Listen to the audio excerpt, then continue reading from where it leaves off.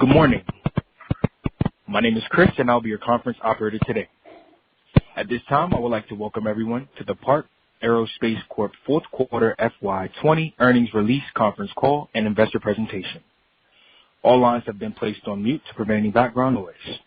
After the speaker's remarks, there will be a question-and-answer session. If you would like to ask a question during this time, simply press star, then the number 1 on your telephone keypad. If you would like to withdraw your question, press pound. Thank you. At this time, I will turn today's call over to Mr. Brian Shore, Chairman and Chief Executive Officer. Mr. Shore, you may begin your conference.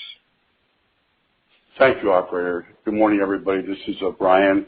I have with me Matt Farab, our CFO, of course. Welcome to our fourth quarter conference call. As you probably know, there's a presentation that we're going to go through today. It's posted on our website, and you really want to get a hold of that presentation, get it up on your screen, so the call will be much more meaningful that way as we walk through it. Also, there's some supplemental financial information that's attached to the presentation as Appendix 1. So what we're going to do today is cover our fourth quarter numbers. We'll talk about the pandemic and the economic crisis and the impact on the aerospace business from our perspective. We'll talk about the impact on Park and our perspective on it. And then we'll also talk about, what's going on at Park. I just want to warn you that this is a pretty long presentation. There's a lot to cover, we think. And, it could take, I don't think it's going to be an hour, but it could be close to an hour. So just be prepared. At the end of our presentation, of course, we'll take any questions that you might have. So I think that covers the preliminaries. Why don't we just go right into it? Because, like I said, we have a lot to cover today. So the slide 2 is our forward-looking disclaimer information. We're not going to read it or discuss it, but if you have any questions about it, you let us know. Slide 3, so right into our Q4 results. So let's just talk about it. The sales for Q4 were $15,494,000. You can see that in the right-hand column. And what we said in our Q3 conference call on January 9, what the sales would come in between 15 and 16 million. So we came in right in the middle of that range. And during that same conference call, we said our EBITDA estimate was 3.1 to 3.6 million. We came in 3,612,000, so a little tiny bit above the top of the range for Q4. So let's just go back and talk about Q4 for a second. But first, I just want to remind you about our philosophy about these forecasts.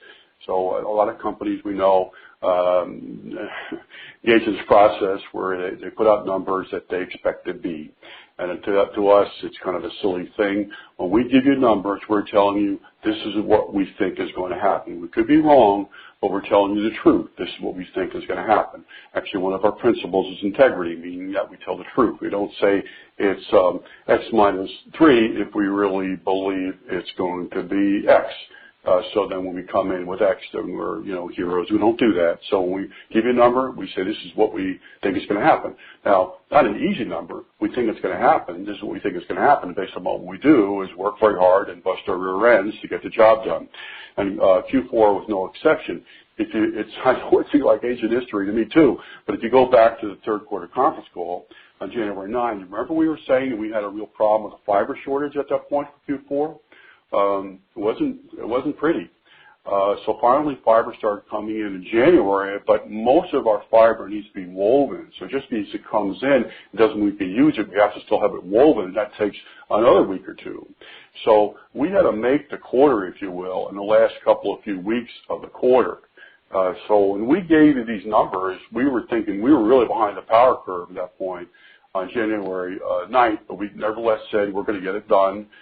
Sometimes we get it done, sometimes we don't, but we do have another principle is we do what we say we're going to do, and we don't always get it done, but it's very important for us to live up to what we say we're going to do everything possible. In this case, we did, even though we were way behind the power curve.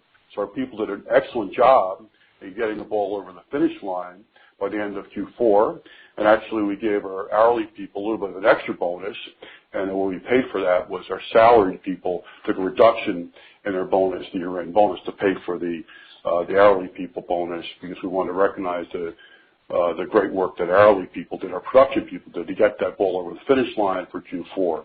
Okay, like I said, Probably seems like ancient history to you, but this is our Q4 conference call, so I want to talk about it a little bit. Let's go on to slide 4.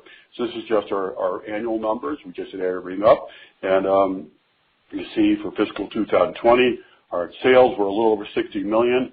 Our EBITDA was a little over $13 million. I won't spend a lot of time talking about slide 4. I guess I would just maybe say I think the top line progression from 17, 18, 19, 20 is interesting, at least it is to me. Why don't we keep moving? So let's go on to slide 5. So something a little different here on slide 5. We have our pie chart graphics, which are updated for fiscal 2020, but there's a new graphic on the bottom right. The bottom left is the graphic we've used in the past. When we go through the top 5 customers, these are for the year, not for the quarter. This pie chart in the bottom left will be helpful, so let's do that. First one is AAE Aerospace. That's going to fit into that rocket motor and nozzle section. So that's the programs that AAE Aerospace is going to be feeding into. We've spoken about those programs sometimes. Sometimes we can talk about them. Sometimes we can't. They're all defense-related programs. AAR is a larger company that does contract work for different OEMs. In this case, it's probably a lot of interiors and maybe for business jets, maybe like Gulfstream. So that might fit into that business jet category, business aircraft category rather. Kratos Defense and Security Systems, very important customer. We're happy to have them as our customer. We're told that we're the main supplier of pre-made materials for their drones, their target drones, and their tactical drones, including the new Valkyrie, which I think everybody's pretty excited about. Kratos is going to fit into that drone category. See the drone category in the bottom left? Middle River, Aerostructure, MRAS, you know who they are. They're the jet engine group, so we're not going to spend a lot of time with them. Nordam, they do work for a number of different OEMs, but in this case, mostly for jet engines, for GE Aviation, and also some radome work. See, radomes is also on the bottom left pie chart. Now, there is a reason for the bottom right pie chart. You'll see as we progress through the presentation what the reason is, because we think that'll be helpful in giving us perspective on where we're going in the future. But let's talk about how we get from the left to the right. So let's stay on the left. Jet engines, that actually breaks down into commercial and business aircraft, mostly commercial, but we also have GE Aviation also has, or one of the GE Aviation programs, I should say, is the Passport 20 for the Bombardier Global 7500, which is a business aircraft. If you look at let's go kind of clockwise. Drones, that's going to go into military, all military. Radomes is going to be partly military and partly commercial. Business aircraft, of course, that goes into business aircraft. Rocket motors and nozzles, that's going to be all military, and military obviously military. So we took a different perspective on the bottom right, and we'll go back to this bottom right pie chart throughout the presentation, and you'll see why as we get there. Okay, let's go on to slide 6. So we're going to talk about the impact of the pandemic and the economic crisis on the aerospace industry. How will the pandemic and the economic crisis impact the global aerospace industry? How will it impact PAR? It is not possible to quantify the impact at this time, but the impact is and will be significant. There are 4 key questions that need to be answered in order to really get a handle on, the degree of the impact and the length of the impact. How deep will this event go? How long will it last, this economic crisis? What will recovery look like? And what will the global economy and the aerospace industry look like at the other side? Well, those are big questions, and the problem is, of course, nobody really knows. A lot of people have opinions, and you can listen to a lot of opinions, but they're not consistent, and I think the real answer is that most people are just guessing. Observations and perspectives on impact of crisis of the aerospace industry. So now you'll see where this new pie chart fits in. First, military. Seemingly limited so far. For us, very limited. It seems like the military segment of aerospace is hanging in there, as they say. Commercial aircraft, the impact is very significant. Airlines, obviously the commercial aircraft manufacturers are selling airplanes to the airline industry, so that's why it all is tied together. Large number of airplanes are parked. Many flight cancellations, and flight loading is very light. And we get to the next page, slide 7. Let's talk about the aircraft and engine manufacturers themselves. You have furloughs, you got temporary plant closures, significant reductions in rates. So all these things are in the negative column so far.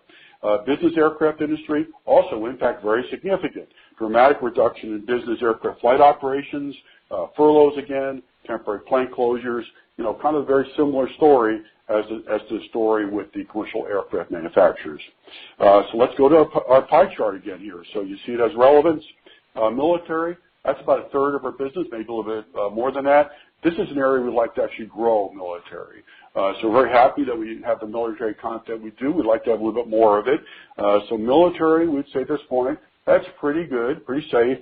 Commercial and business at much risk for commercial and business because of the economic downturn or crisis, I guess we should say. It's more than a downturn, isn't it? Slide 8. So we're continuing to talk about the impact of the economic crisis on the global aerospace industry. Now let's talk about commercial and business in terms of what has to happen for these industries to recover. Okay? Commercial aircraft industry recovery considerations. Jet fuel prices.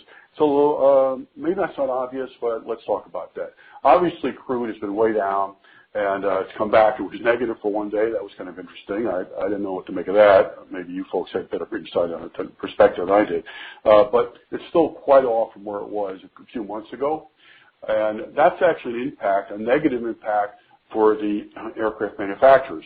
Why? Because one of the key motivations that the airlines have for buying new airplanes is better fuel efficiency.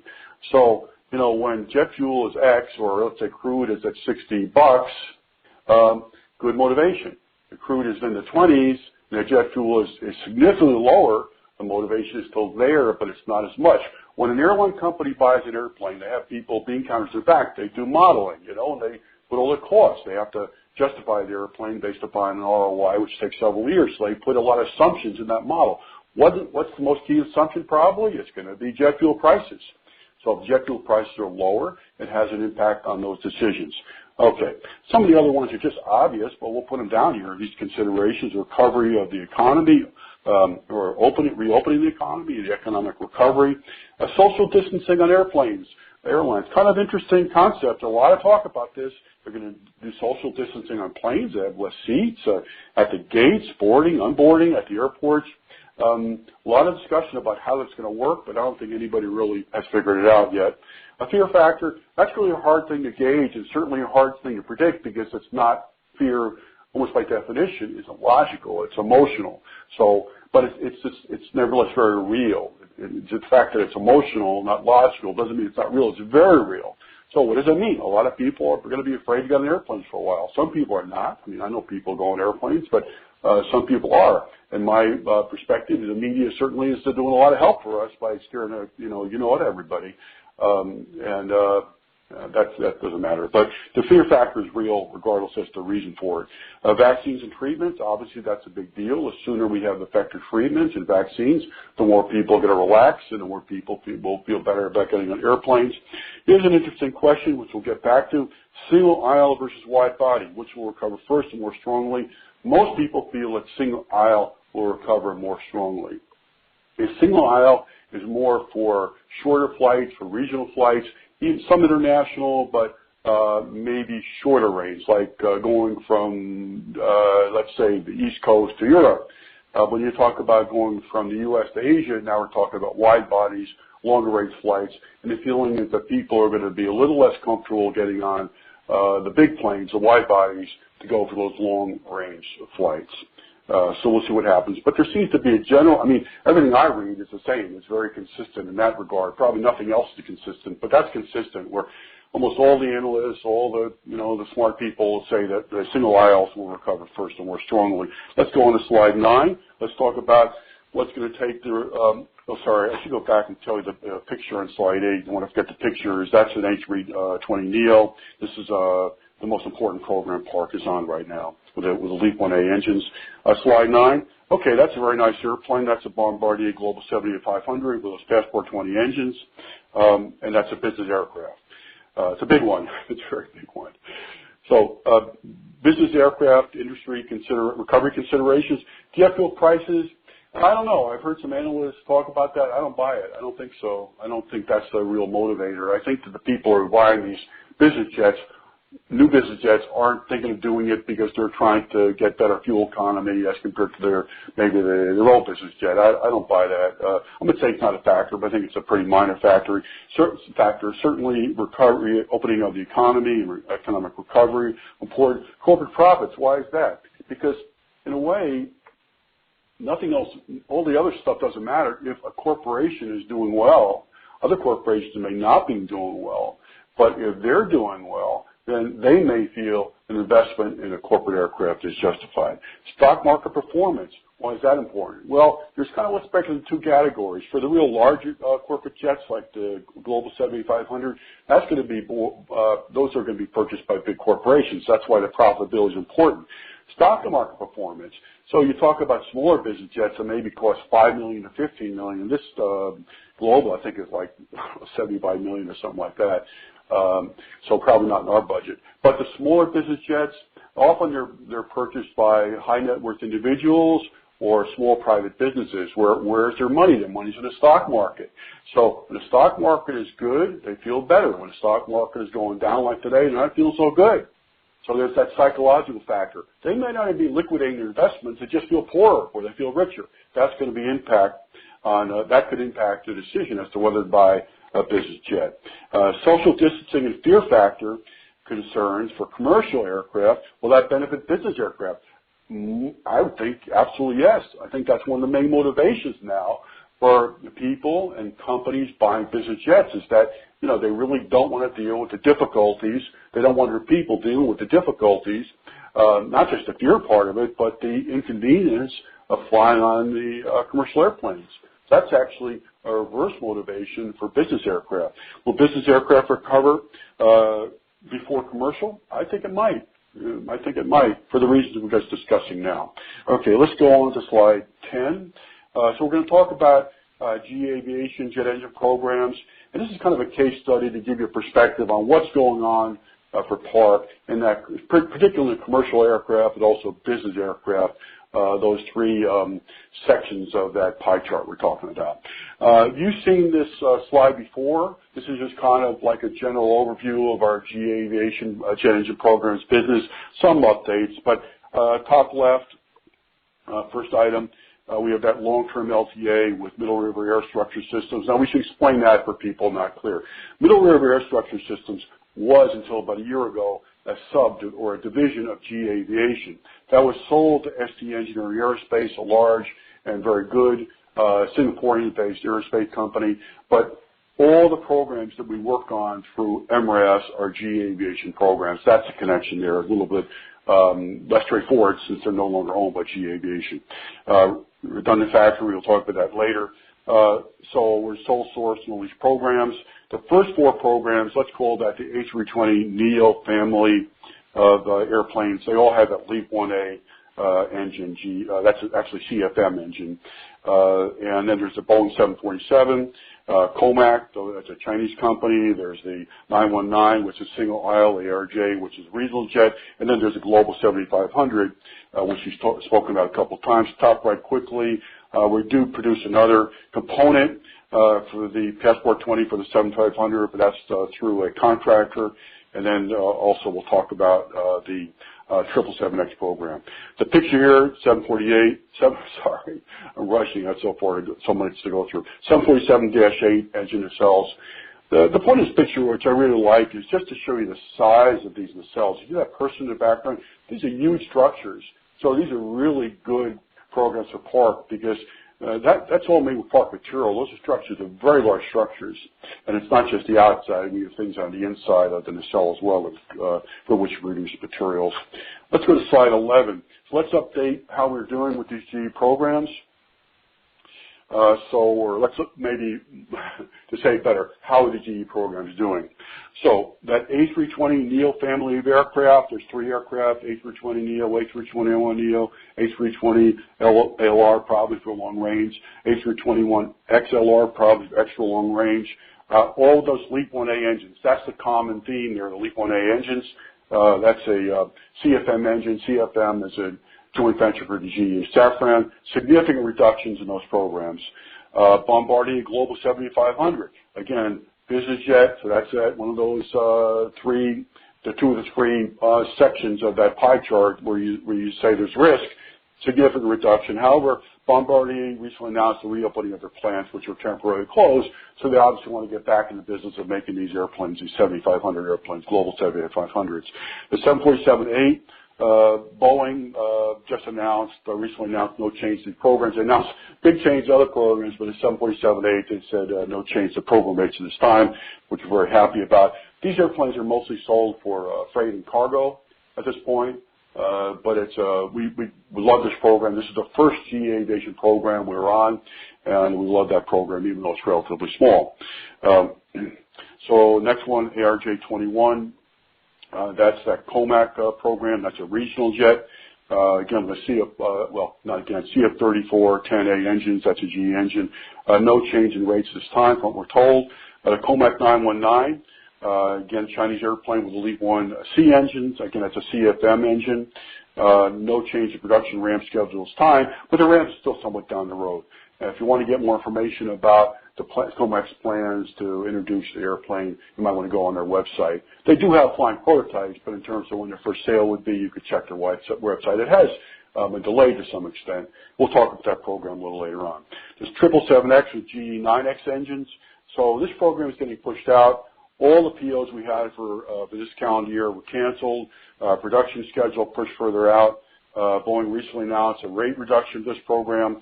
There is a redesign risk. So remember, we're doing the containment wrap. Our materials go into something called a containment wrap. There's a possibility that the fan case will be redesigned so the containment wrap is not even necessary. The program can go away. So I'm giving you a lot of negatives here. But our focus is continuing on the qualification activities. I don't want to mislead you. We would love to be in this program, but I also just want to be realistic about it. There are risks to this program. This is not an MRS program. This is a GE Aviation program. We'd love to be in this program. It's a beautiful airplane as far as I'm concerned. So we'll see what happens. We're still working on it. We've already invested quite a bit in getting qualified in this program, and we're not done yet. Let's go to slide 12. So we're going to focus on the A320neo program here. Again, to give perspective, it's kind of like a proxy maybe for commercial aircraft. This is a big dog for commercial aircraft. This is the big one. This is the most successful airplane ever, supposedly. I mean, the facts to back that up, it's just supposedly. Let's go through it. This is to give perspective again. Our fiscal 2020 revenues from the GE Aviation jet engine programs are $28.9 million.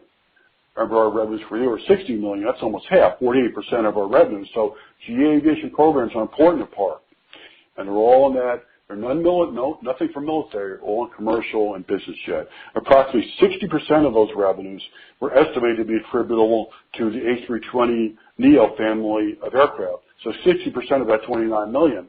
That's an approximation, an estimate. We don't have hard data on that, but it is a number we feel relatively comfortable with as an estimate. So let's talk more about the A320neo. The largest engine order in history for the LEAP-1A engines for the A320neo aircraft family at last year's Paris Air Show.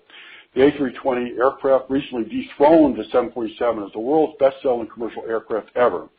The A320neo aircraft family was the fastest-selling commercial aircraft in history until early this year when the pandemic and economic crisis struck the world. Here's a picture of the A321 XLR. Again, it's part of that A320neo family. Let's go on to slide 13, continuing with this kind of story here. The A320neo program has ramped significantly for Park in the last 3 years. Then Park received another increase from MRAS to our A320neo program forecast earlier this year. So you get the momentum, it's going up and up and up. Then, listen to this, in February of 2020, a few months ago, we received a letter from MRAS indicating that Airbus had requested MRAS and its suppliers to perform an assessment of their abilities to support significantly increased production rates for the A320neo family of aircraft. We responded in March indicating we'd be able to support those increased rates, and we explained how we would be able to do it. It's not just yes or no. We have to explain how we could do it. Significantly increased rates. So you get the sense, you get the feeling everything's moving up. Everything's pushing forward, pushing forward, pushing forward. People upping production, upping production. When I say people, I mean companies in the supply chain for these airplanes, upping production, upping production. Then, in March of 2020, the global airline industry collapsed as a result of the pandemic and economic crisis. So that was quite a wrenching event, from which there has not been recovery yet. Slide 14. On April 8, 2020, Airbus announced, this is public, you can look it up, it was reducing production rates for the A320neo family of aircraft by 1/3 to adapt to the new coronavirus market environment. Will Airbus drop another shoe? A lot of speculation about that. But a lot of people think, yeah, maybe they will. We don't know, but it's something at least that we should consider. MRAS has recently provided Park with rate reduction indications for the A320neo aircraft family program, as well as other GE Aviation programs. Though the rate reduction indications have been somewhat inconsistent and unclear, they are significant, very significant nevertheless. So what's going on here? It's not MRAS's fault. They're doing the best they can, but nobody's getting clear information. It's confusing. It's difficult to sort out. They're doing the best they can. I just spoke to my counterpart there yesterday. So it's not like they're not doing a good job. It's just that the information is not clear. The supply chain, I think it's actually in a state of panic, maybe a little chaotic, confusion. So that's the environment we're operating in. For us, what this means is that, well, let's go to the next item. The situation remains very fluid. Airbus and MRAS production forecasts are subject to change and likely will change. However, Park sales will clearly be negatively impacted by the significant reduction in production rates of the A320neo and other GE Aviation programs.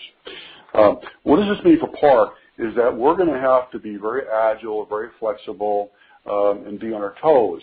My prediction is, and I'll bet anybody $1, I'm not sure I'm allowed to do that on this one, that there will be lots of adjustments over the next 6 to 9 months. Ups and downs, corrections, overdoing and underdoing it, overdoing and underdoing it, overdoing and underdoing it, because everybody's very distressed, but nobody really knows what's going to happen. So it's a very challenging environment. So for us, our job is to be very flexible and very responsive, so we can adjust quickly to the changes. Fortunately, that's kind of who we are. That's our calling card. That's what we do for a living. Remember, we have our culture steeped in the electronics industry. In the electronics industry, things you change in 2 weeks. You have to be able to adapt. You don't adapt, you die. So it's a good thing for us that we have that history, the legacy history of the electronics industry. Let's keep going. Slide 15. How are we doing on time? Okay, I'm going to try to push through here. I warned you, though, this could be an hour. Slide 15. So here's another thing that's very critical. In addition, Park sales will be negatively impacted by the need to burn down the significant inventory held throughout the supply chain for those GE Aviation programs, resulting from the unprecedented steep ramp-ups of those programs from the beginning of calendar year 2020, followed by the precipitous, abrupt, and sharp reductions in the production rates of those GE Aviation programs due to the coronavirus. So again, let's think about what was going on here. There was a push to move up production throughout the whole supply chain. Remember that letter from Airbus? Can you give us a plan to increase your production dramatically after it already increased a lot, dramatically, just a couple of months ago. And then the rug gets pulled out from under everybody. Guess what we have now? Everybody has lots of inventory up and down the supply chain. It's not so much us, don't worry about us, but up and down that supply chain. This really exacerbates the problem and makes the difficulty even more challenging and more confusing. So we have MRAS uses a contract company does kitting. They have inventory. MRAS has inventory. Safran has inventory. Airbus has inventory, all up and down the supply chain. And that's not just us. Of course, the other components are sold in these airplanes as well. It's everybody. I think I heard that CFM has inventory, in other words, engines. So let's keep going. So what do the significant reductions in GE Aviation program rates and the inventory burn down mean for Park? Okay, lots of questions here. How significant reduction in GE Aviation program revenues? Don't know. How long will it last? Don't know. What will recovery look like? Don't know. What will look like on the other side? Don't know. And we're not just going to guess to make you feel better. If we had any kind of meaningful confidence in an answer to any of these questions, we share it with you. We're not concerned about being held accountable or, holding us to it, but we just don't think it's right because we just to share that any information with you because we don't know. Everybody's speculating about these things. We get these reports daily from supposed industry experts and analysts about all these questions, and they're all over a lot. It's very emotional. One day they're negative, next day they're not so negative. It's almost like the stock market in a sense. Let's see. Thoughts about GE Aviation program revenues for fiscal 2021. We'll give you a little bit of information here, but we're kind of guessing. Just remember the perspective. Last year we had about $29 million of GE Aviation program revenue, which if you divide by 4, that's an average about $7.25 million per quarter, $7.25 million per quarter, right? It's just doing the math. That's for perspective. Q1, this is kind of a transition quarter, but unfortunately transition on the way down. Probably 3.5 to 4 million, something like that. This is GE Aviation program revenue. Q2, it could be 1 million. And what's the reason? Because all that burn down stuff is coming through, all that inventory that's caught throughout the supply chain is getting absorbed. There's not a lot of demand for at the OEM level, and then there's this compounding problem of the inventory throughout the supply chain. So if it's like 1 million, that doesn't mean that's actually supporting the actual rates for Airbus, but there's the burn down problem, which is significant. We're not seeing much burn down in our Q1, but in Q2 will be a lot of burn down. Q3, Q4, just don't know because there's so many variables. We don't know about Q2 either. We're guessing. And I just want you to understand that. We're guessing to help you out here a little bit, to give you some perspective. We could be wrong. Q3 and Q4, we're not even going to guess because there's so many considerations that could affect Q3 and Q4, like especially what happens to the aircraft industry. Does it start to get a little bit better? Is there a little bit of light at the end of the tunnel? I know, now there's no light. No light at the end of the tunnel. It's kind of almost sad, and I shouldn't say pathetic, but it doesn't really reflect well on these analysts because next week they'll have light at the end of the tunnel. This week there's no light at the end of the tunnel. So I guess maybe what's the lesson? Don't spend a lot of time listening to the analysts. So let's go on to slide 16. So let's talk about Park's perspective on commercial aircraft industry. All right, we kind of finished our discussion of GE Aviation. We already talked about single aisle versus wide body. The trend is already in place, favoring single aisle aircraft. Industry experts and analysts believe, Mark, I just said we should listen to the analysts, but in this case we probably will, believe market for single aisle aircraft will recover before wide body aircraft market. And I think that's widely held belief, and there's a reason for it that makes sense. So, in other words, you might say, well, if you want to be in commercial aircraft, maybe you want to focus most of your energy on single aisle, although we have that 747, which we love. It's small, and we'd love to get a 777X. Again, that's a wide body. We may or may not get on it, but we'd love to get on those programs. So it's not like we're saying we don't care about wide body, but maybe you want to focus on the single aisle. If you want to be in commercial aerospace, single aisle aircraft is a place to be, at least for the near term. That's our opinion. There are 3 major, this is really important. If you don't get anything from this presentation, take this away. 3 major single aisle programs.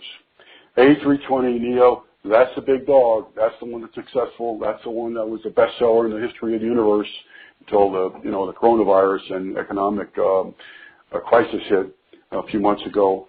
And then there's the 737 MAX. Well, I don't have to tell you much about that. You probably read a lot about that. Unfortunately, not a very pretty story right now. All these have LEAP engines, by the way, CFM LEAP engines. And here's one that's important, COMAC 919.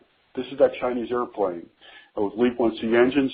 Now, this is a little bit delayed, but my feeling is this will be an important program for Park. We're sole source qualified in this program like we are with the A320. This will be an important program for Park because, to me, the Chinese prestige is all wrapped up in this airplane. This is a big deal for China to be a single aisle player. They have the regional jet. They have the ARJ, and it's actually not doing so badly. It was delayed a little bit, but to me, this is a big deal for China. They've invested an enormous amount in this program, and I just don't think they're going to let it fail. So, to me, this will be an important program for Park.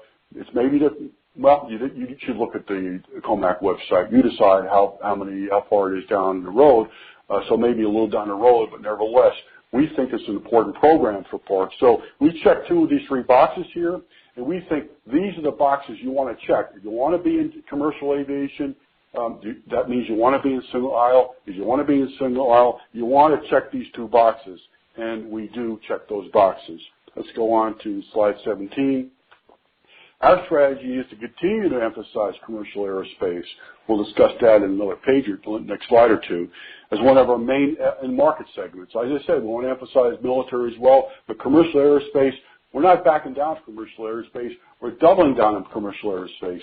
We believe that single-aisle aircraft is a place to be in commercial aerospace, at least for now, and Park believes it's ideally positioned on the 2 preferred single-aisle programs. So we believe we're well positioned in commercial aerospace industry. Now, maybe through luck, but we'll take it. Why do I say that? It's not like we're smart enough to have figured out a couple years ago that, look, we want to go after the A320 and the Comac 919, but not the MAX. We would have taken the MAX in a second. We just got lucky to be on the A320 or 919 and not the MAX. But as far as I'm concerned, we are as ideally positioned as you can be in commercial aerospace. Now, if you don't want to be in commercial aerospace, that doesn't matter, but that's not our decision. We want to be in commercial aerospace. So let's go on to slide 15, and we can talk a little bit, kind of a philosophical discussion. You may not be interested in this, about commercial aerospace. So the first item on slide 18, is the human race ready to pack it in and resign itself living in fear and isolation? We're going to all live in our basements, doing Zoom or stuff on, our iPhones? I don't think so. I don't buy that. Human race, it is human nature to explore and congregate. Virtual living is overrated. So human nature has developed for many thousands of years.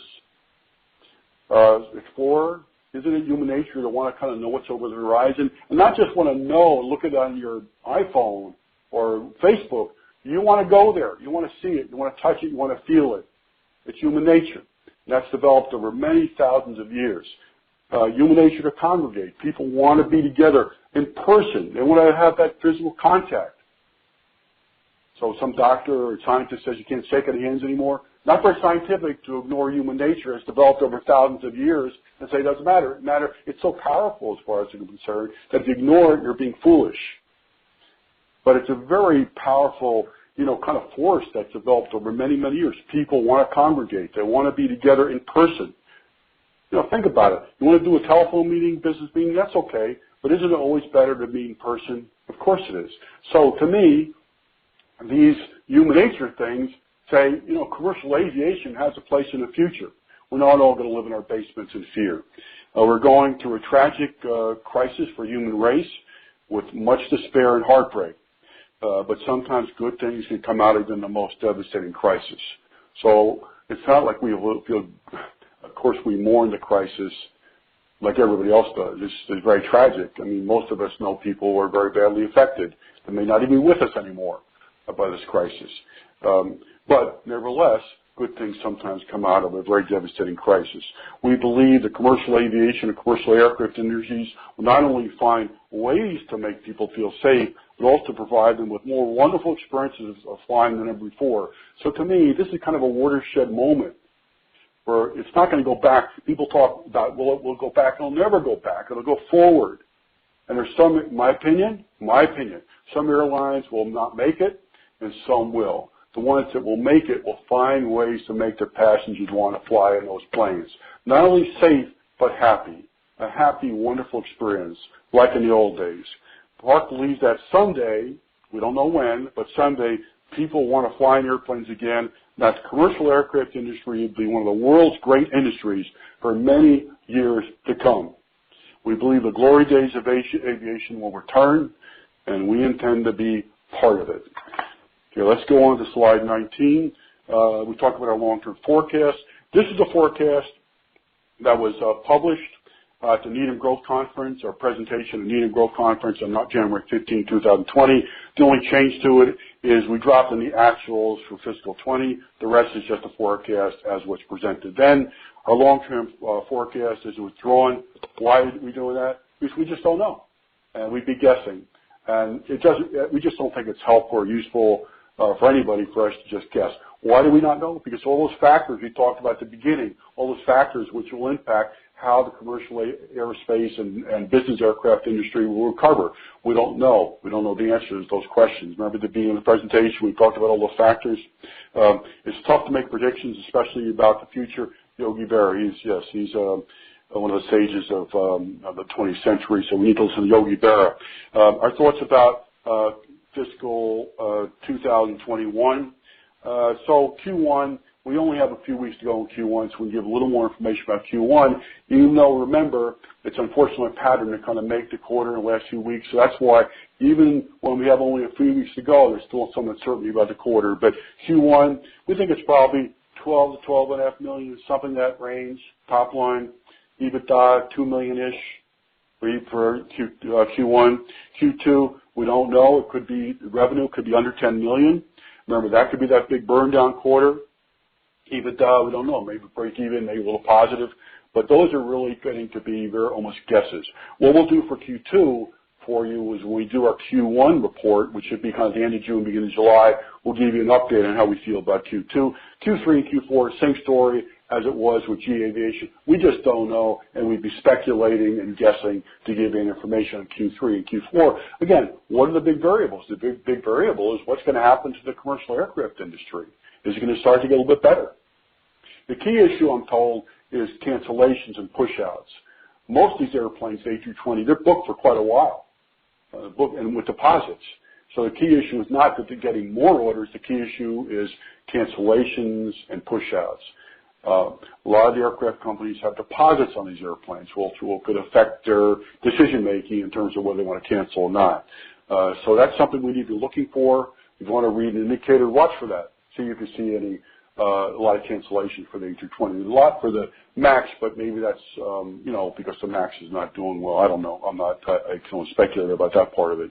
Our thoughts about our long-term forecast. Here it is. That's that pie chart again. It keeps coming back, doesn't it? So we're not going to quantify anything for you, but again, military at this point seems pretty good, and we're on a lot of really nice military programs. We're happy about that. It seems pretty good. The risk areas are commercial aircraft and business aircraft, and we discussed it in detail already. So, we look at the forecast on the top of the page. We still think that the basic drivers and principles are in place.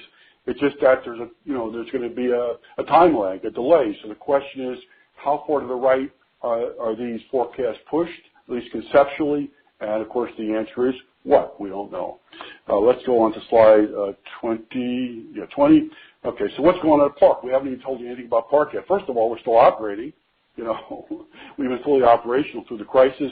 Our New York office is technically open, but all of our employees are working hard and effectively from home, doing a great job. By the way, we're going to file our 10K tonight, or later on today. The year-end closing with the audit and everything ought to be done remotely, including with the auditors. So it was a little bit challenging. We haven't done that before, but our people got it done. They did a great job. Kansas manufacturing facility, fully operational throughout. It's an essential business in Kansas, exempt from stay-home order. But maybe more importantly, we're told by the Department of Defense we're expected to stay open, and we had 25 letters from defense contractors reminding us of what the Department of Defense said. My understanding is if you're exempt, or you're essential, I guess. That means you have you can decide whether to stay open or not. But if you're told by the Department of Defense you're expected to stay open, that's not the same thing. That means you're expected to stay open. It's not your choice. But we're happy to stay open. We're very happy to stay open. Delighted to stay open, and delighted to support these very key critical defense programs that we're on, some of which we can't talk to you about. I find it interesting that the media is so New York oriented. It focuses on restaurants, waiters, and hair beauty shops, which are, I'm not putting that down. Those people are suffering too. What about the factory workers? I mean, there's a lot of concern, some fear, some stress. We have almost no absenteeism. Our people are coming in every day doing their job. And we're supporting those defense programs, which you may not know about exactly, but I'll tell you something. It's important they're there for our security. You want to talk about security? Those are important programs. And our people are supporting those programs. I don't hear much in the media about our people or heroes too, if you ask me. Safety measures in place in Kansas. Of course, these are what the usual things you'd expect. Masks, taking temperatures, pre-screening necessary visitors, disinfecting, just shift schedules so we can get a little more distancing, social distancing where possible in the factory. Good news is our county in Kansas still has a limited number of cases. I think maybe 9 the last time I heard, which obviously is not like we're used to in New York. And very fortunately, we've had no cases at Park at this time. I just have to let you know, if we do get cases, there's a possibility we might have to close for a couple of weeks just to clean out the factory. And when we did, we got ahead in our military programs in case that happens. We're doing everything we can to prevent it, but of course we can't guarantee it. I just want you to know that. And we're not saying it's going to happen, and we sure hope it doesn't. We're not planning on it happening, although we have contingency plans if it does. That'll be probably be a 2-week shutdown. Our people are doing great. Go on to slide 21. In Kansas, working on projects and new initiatives we could just not get to in recent years because we're driving our operations so hard. I know it's a common theme. You heard a lot about that from us. You probably got tired of hearing about it. But we're taking advantage of the additional bandwidth we now have available as a result of the reduced production schedule. So there's a number of initiatives, a number of things we're working on, and all of them are good. And there are some of our exciting opportunities for Park. R&D efforts, we're not reducing them. We're even attempting to increase them. I've heard some companies saying they're reducing the R&D efforts, the R&D program, our expenses by X or Y. Not at Park. We're not lavish spenders on R&D to begin with, or anything else for that matter. But we're directing some of our freed up bandwidth to R&D projects. I don't know if you noticed, but we recently introduced a new product, E752 MTS, mid-toughened epoxy proof-guard product. And this information was covered in the news release. And we hope to be able to make additional product announcements soon because we're working on a number of additional products at this point in R&D. Slide 22. Still what's going on, major expansion in Newton, Kansas. We're proceeding with a project. Completion is pushed to the right a little bit, early 2021. Part of that was just weather. We had a real bad winter, which prevented some of the construction, a little bit because of the delays with the economy and virus.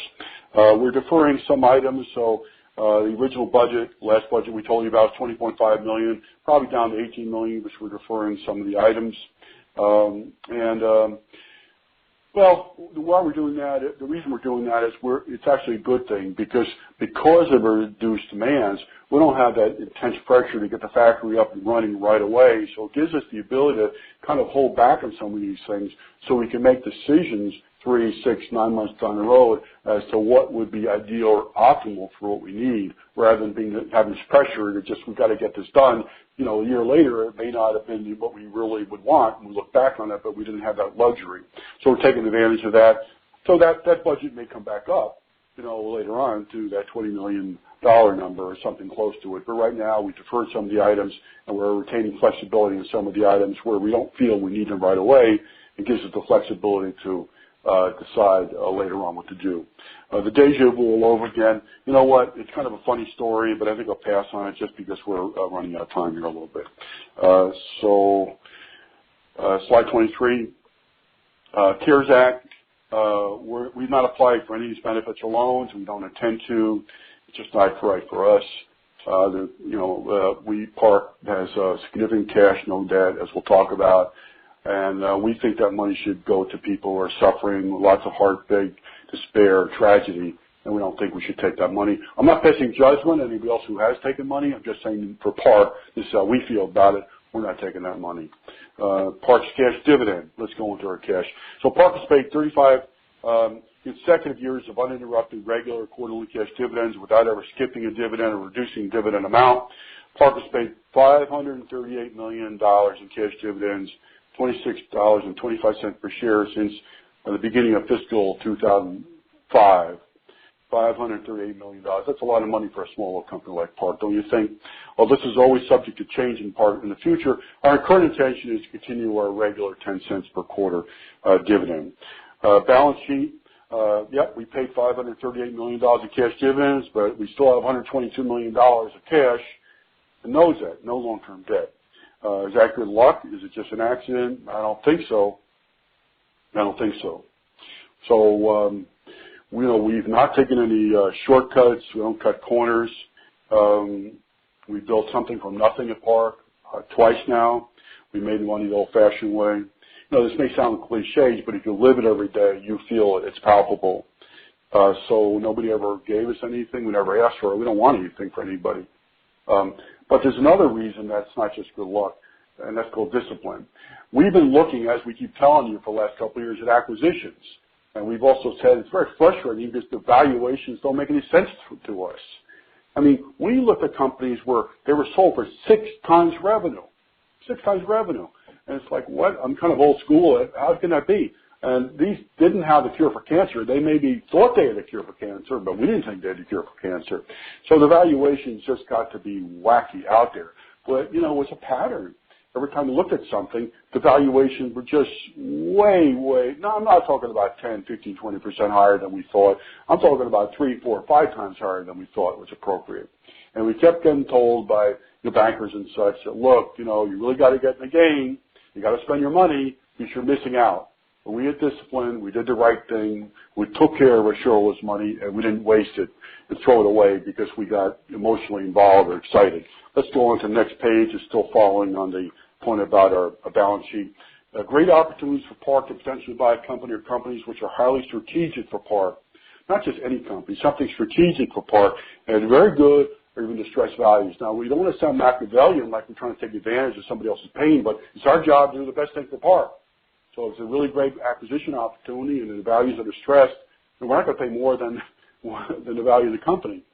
No, it could be once-in-a-lifetime opportunities for us. And I've asked brokers and bankers about this, and they, maybe what I'm being told is we have to wait 3 or 4 months for things to settle out before these companies become available. Right now, I think people are so confused they don't know what to do. We'll see. It could be a really good thing for Park to have that balance sheet, to have that cash, to have no debt. That cash, very important asset for Park, real value now. Great opportunities for Park to invest in its own business and new business opportunities at a time when others may be looking for cover. Really important thing to think about. Other people may be kind of hiding, hoping things will get better soon, just kind of waiting, sitting and waiting. We're not waiting for anything. The world is now full of human tragedy and heartbreak, which we mourn deeply. But sometimes good things have come out of even the worst crisis.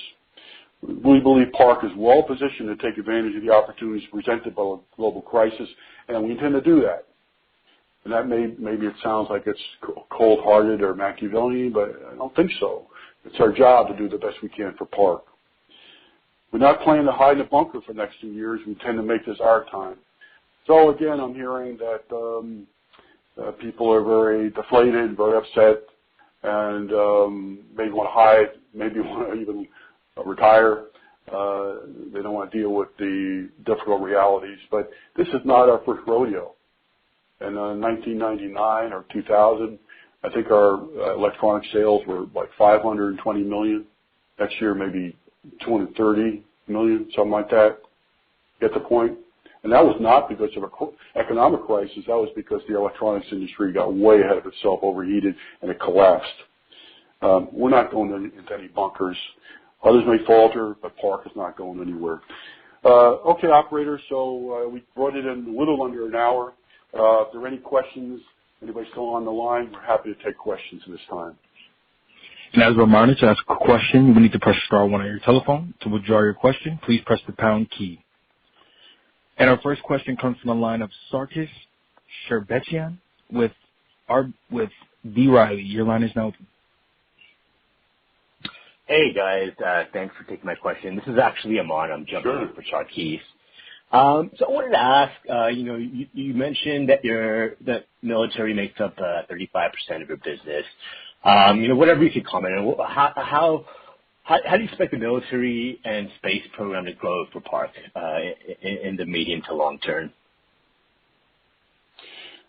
So we really want to get on more military programs, and it's an important question because we're not looking to get on these big programs like the F-35, high visibility, which means that they're very over budget and very delayed, and they're susceptible to reductions, cancellations. Look what happened to the F-22. All the military programs we're on are kind of niche programs, which I think are very safe and very important programs. We'd like to get on more of those programs. It's not going to be like a GE Aviation thing where we get a $30 million per year military program. It's probably going to be a lot of programs, one after the other. We're very delighted with the Kratos program. We're very delighted with the ablative programs for the rocket nozzles. We're delighted with the drone programs. other drone programs. So we need to get out there and go find the opportunities which we believe are there. But I don't want to someone give you the feeling it's going to be like a one big event where, oh great, we got a $20 million program. We actually are not really looking for that kind of thing. What we don't want to do is set ourselves up for getting the rug pulled out from under us when these big programs, which are high visibility in Congress and every place else, we have the rug pulled out from under them. The programs we're on, nobody even knows about them. Nobody's interested, but they're very critical defense programs for our country, and we'd like to be on more of those. So, this is a little bit of a wake-up call in a sense. Not that we're, pulling back on commercial. We're doubling down on it. But I think we didn't have a real focus on military. We always liked military, but it wasn't a main focus of Park. Now it's becoming more of a focus for Park. I know that doesn't give you a real hard answer to your question, but I think that's probably the best I can do to give you some perspective. No, that's very helpful. So I wanted to ask, given your strong balance sheet and the current market dislocation, you did talk about M&A, but do you anticipate putting that dry powder to work via M&A?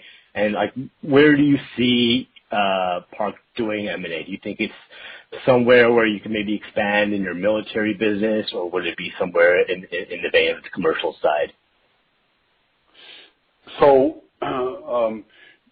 okay, so that's a good question. It may be both because, we're a materials company, and often materials companies aren't going to be focused on one end market or another. Now, we're actually a little unusual because we only focus on aerospace. A lot of our competitors do aerospace, they'll do windmills, they'll do construction, and do automotive.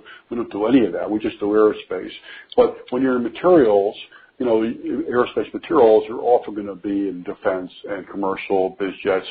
So I wouldn't look at it like that. We would look at, okay, what is more strategic? What is more unique? What kind of products do we want to be in that we're not in now, which we feel have some kind of strategic, maybe niche, let's call it, for the future. So it's not like a discussion you have with an investment banker where they just say, okay, I want to put a nice graph on the screen and this is our chart. We want to be in this segment or that segment. We're way beyond that, and we're much more into the nitty gritty of what does this really mean? What would this acquisition mean 3 years, 4 years, 5 years down the road? What kind of programs do we want to be in? What kind of technologies do we want to be in? We want to be in hypersonics as an example. Again, I'm sorry, I'm probably not giving you a real great answer, but that's probably the best we can do. But going back to the main point about acquisitions, yeah, we think that the cash is a great asset for Park now, maybe once in a lifetime kind of asset. And we feel like the world has turned on its head, maybe in a good way for us, because until 3 months ago, we were very frustrated with the valuations. Now we expect, when we're told, the valuation would come down. Some companies want to be choice. You start to stress. A lot of companies expanded by doing what? By taking out, by putting a lot of debt in their balance sheet. And I suspect that their banks are going to want to get that money paid back. So we'll see what happens. But we're definitely being overt about our interest in these kind of things. And I hope people are aware of it. Maybe it's good to have this conference call because maybe other people are aware that we're looking. Got it. Thank you. Last question from me. I just wanted to get a bit of color on your supply chain. Do you feel comfortable with the flow of raw materials to support Park's operations in the near to medium term? Well, it's an excellent question. You probably should have touched on that during the presentation. It's a real challenge managing our supply chain. We did have an issue about 6 weeks ago, and we scrambled and we worked with MRAS. We qualified somebody else really quickly. So it's a lot of management right now because, the supply chain has all the issues everybody else does, and some are doing better than others. Right now, it's okay. Right now, we're fine. But we need to be paying a lot of attention, and we need to be looking at alternatives and contingency plans and that kind of thing. So I would guess if I was going to ask to predict something, that if you look for a year, that you ask me a year from now, I'm not going to say, oh, yeah, everything's smooth, everything's great, no issues. I would probably say, yeah, we've had a lot of challenges along the way. Hopefully, I'd also say we found a way to overcome them and manage through them. But I doubt I would say it was just a walk in the park and we had no issues. Got it. Thank you. I'll pass it on. Thank you. Thanks a lot for your questions. Thank you. Our next question comes from the line of Christopher Hillary with Robase. Your line is now open. Hi, everyone. How are you? Good. How you doing, Chris? Good, thank you. Good. I'm going to miss some of your comments. I apologize, but I just wanted to ask, as you go through this period of kind of disruption, slowdown, is it presenting some opportunities for you to just increase your efficiency as you don't have to be in the rush mode that I think had been a challenge for some time? Do you see some ways to just run more efficiently, restructure your factory floor a bit, those types of things? Yeah, it's a good question. So it's kind of a two-edged sword. As our revenues go down, then there's a part of it where you say you're using your factory resources less efficiently because your fixed costs are just being absorbed over less revenue. But it's a very good point. We talked about fiber in the fourth quarter. It just drives us crazy. We got way behind, and we had a forecast. The fiber supplier wasn't able to quite make it, and really made it very difficult for us in the fourth quarter. And there is economic inefficiency and get everything out the door in the last 2 or 3 weeks. That's not a smooth and efficient way to run an operation. So right now, of course, we don't have that problem. We don't have the issue with shortages anymore. I'm sure our suppliers would be happy to give us more if we wanted it. So it does give us an opportunity to do exactly what you're talking about, not just in terms of raw materials, but also in terms of how we operate the business. And it's something I'm actually glad you brought it up. It's something we spent quite a bit of time on the last few weeks, kind of thinking through how do we do this, how do we better optimize our situation. So it's a two-edged sword. There's part of it where you say there's less revenue running through your factory, less production, less coverage of fixed costs. But the other part of it is that at some point you're running so hard that you're over you're on the other side of the curve where your efficiency is going down.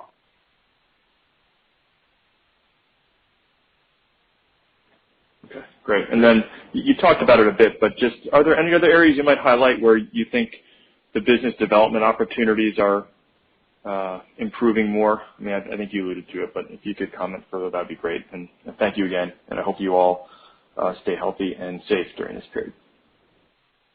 Thank you, and the same to you and yours. Well, I guess let me answer that question two ways. There's kind of internal opportunities that we're working on internally in the factory. And those are interesting because they're things that were kind of always on the back of our mind we want to do.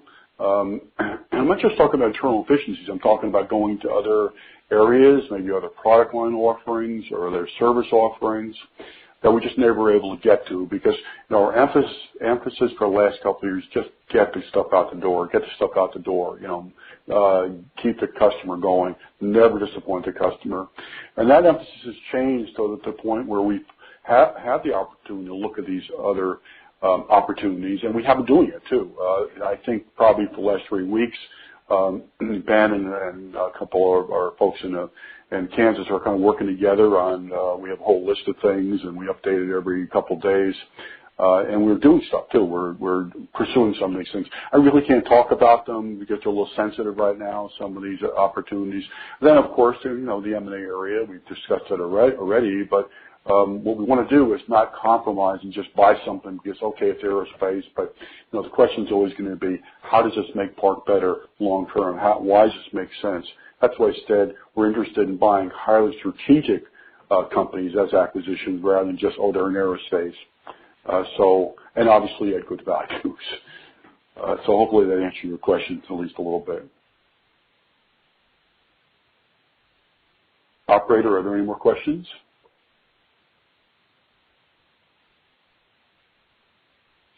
At this time, I'm not showing any further questions on the phone line.